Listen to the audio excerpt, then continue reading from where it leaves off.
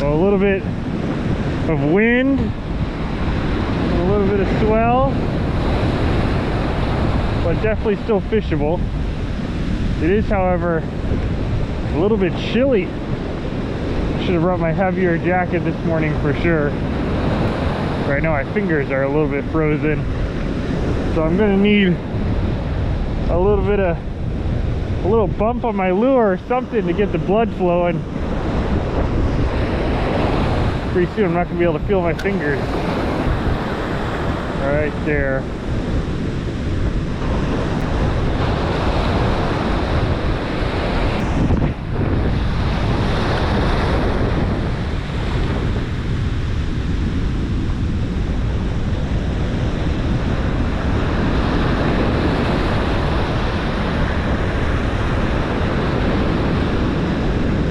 There we go, here's the fish. Oh no, it came off. Oh my god, it came off. Dang it. Alright. First bite. Been at it for maybe half an hour or so. But that fish just went airborne and just spit that hook. Probably a keeper size fish, I would guess. You know, the 20 some low 20 inch range. You hit it right in close. I can't believe it came off. I thought I had a good hook set on him. Alright, here we go. Epic last cast. 42 incher right here. Oh yeah, I can feel it. I can feel it. Feel it right there.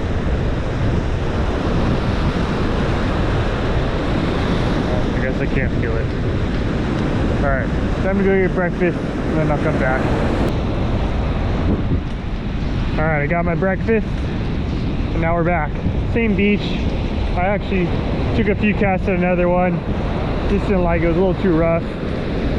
Even more rough than it is here. So we're back. I know that at least there's at least some fish in here because I hooked one this morning, and we're gonna toss the same lure in here, see if we can get another one to bite. The tide is going out now, and I was also hoping that, you know, the tide going out would flush out all of that junk that I was getting this morning. There's a little bit of grass in the water that was making it tough, but yeah, we'll see what happens. The water still looks pretty good right here. Definitely could be fish hanging out in this little hole. There's like a little trough or a trench that kind of comes in right here and then works to the left. So we'll start right here, maybe work down the beach left to right depending on how things go, and see if we can find us fish.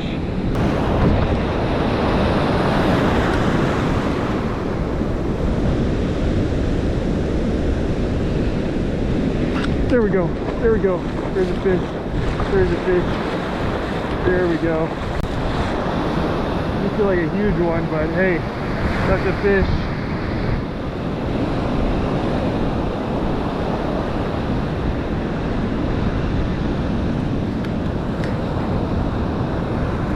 All right, we got one.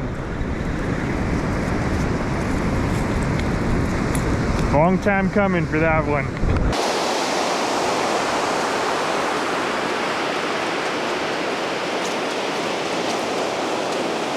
Alright, finally put a fish on the sand. Man, a lot of casts this morning. I did hook one that was definitely bigger than this one, but obviously that one came off. Finally got one to stick.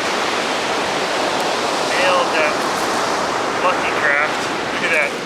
All three trebles in the snout there. I made a little adjustment to this lure before coming out today, because I knew I was going to be using it to try and target some striped bass. I'll show you that here in a second, but yeah, finally got one. Pinned him good too. That one definitely wasn't going to come off.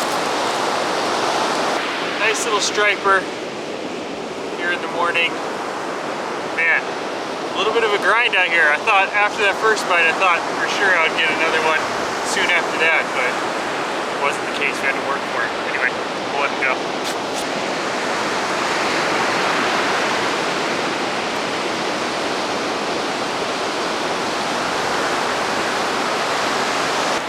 release on that one. But anyways, I wanted to show you this lure. So this is the same lure that I was using in the previous video out here in the surf.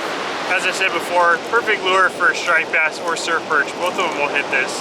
If it's a surf perch, it's gonna have to be a big one, but you know, any size striper, even that one, I don't even know if that one was a keeper. It might have been sub 18 inches. We're not looking to keep any striper today anyways, but if you were, we'd have to measure that one to make sure. But anyways, back to the lure. So this is a Lucky Craft Flash Minnow.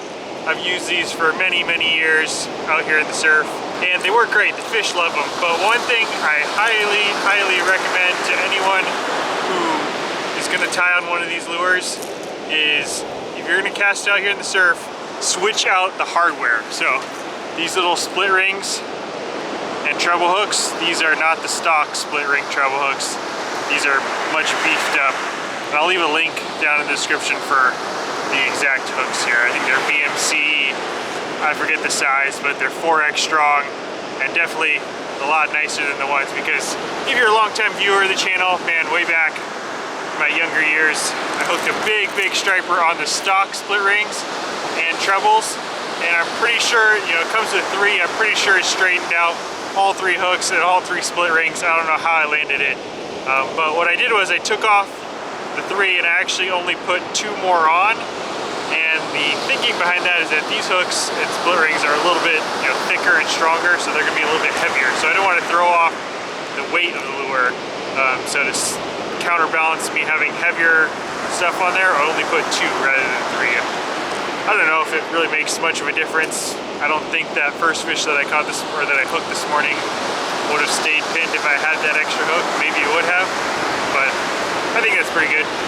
If it's a good size striper, I mean, it's gonna bite that lure. You should have no problem hooking it, especially during the summer months when there's big striper around. You know, anything over, you know, 28 inches, definitely over 30 inches, would just destroy the stock rings and hooks. No matter, it doesn't matter how heavy or loose your drag is, those fish, they just find a way to kind of work the hooks against each other or whatever, and you just run the risk of, unfortunately, losing that big fish in your hardware. But if you switch them out to these ones, like I said, I'll leave a link down in the description. If you switch them out to what I have here, I'm confident that you can land big fish with this. And another thing I forgot to mention was on that last fish, I was literally, before I leave, I always like to give either a 3 count or a 5 count on casts before I head out of an area, or if I'm gonna give up for the day. So I was gonna head out of here, and I gave myself a 5 count, 5 casts, and then I'm out. And I think that was on the second of the 5 casts, so a little bit of a last minute fish. Now I gotta stay a little bit longer. The spot that I picked right here, I didn't end up here on accident. I did this on purpose because this area is kind of like a funnel point. If there's any fish that came into the shallows here to feed during high tide, if they want to get back out to deeper water as the tide's receding, they have to go through this point. This is the deepest little stretch right here on the whole beach. I mean, there's a big sandbar to the left and right. And so that was my thinking, is I'm going to intercept those fish before they get out to deep water. Time to go. All right, so that's a wrap. Quick little mission out here. 1 lost fish, 1 landed fish. And remember, don't make that mistake with this lure. Swap out your hooks. Make sure you're ready for that big one. Until the next one, thank you all for watching. We'll see you next time.